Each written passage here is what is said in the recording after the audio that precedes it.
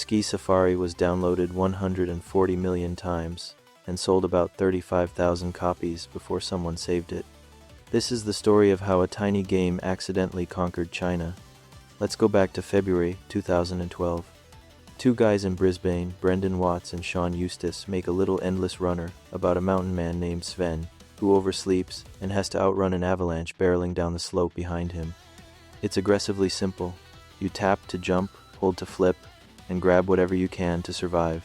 A penguin that glides further, a yeti that's tougher, an eagle that gets you altitude. Charm, chaos, one-touch controls. That's it. It launched at 99 cents. No ads, no free-to-play hooks, and on day one, it was fine. Not a hit, not a disaster. Game of the week in a few regions. But worldwide, it crawled to about 35,000 downloads, roughly $69 a day. Then Ski Safari did something most games never do. It got saved by a partnership. The studio signed with a publisher called Yodo One, which retooled the game for the Chinese market. Localized content, new monetization, different app stores. And in the first 3.5 months, over 6.5 million downloads. Think about that scale shift for a second. 35,000 sales worldwide, then one deal, and 6.5 million in China alone. Daily revenue jumped from $69 to $1,351 at its peak. Estimates climbed as high as $14,500 a day. China didn't just save Ski Safari, it made it. From there, Ski Safari just kept going. Sequels, spin-offs, a Cartoon Network Adventure Time crossover, a proper Ski Safari 2.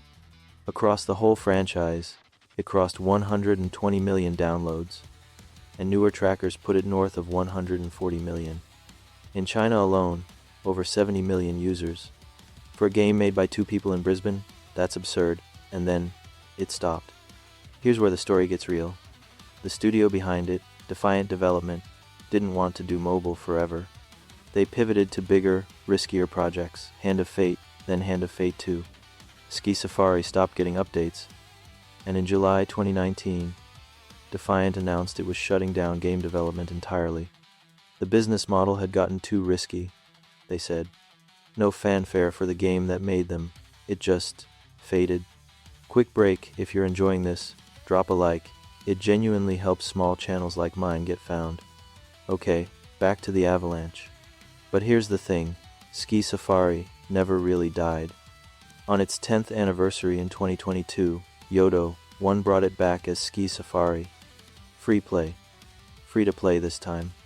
So next time you see it, remember, a game that barely sold 35,000 copies at first ended up reaching 140 million people. Not bad for a lunch break idea.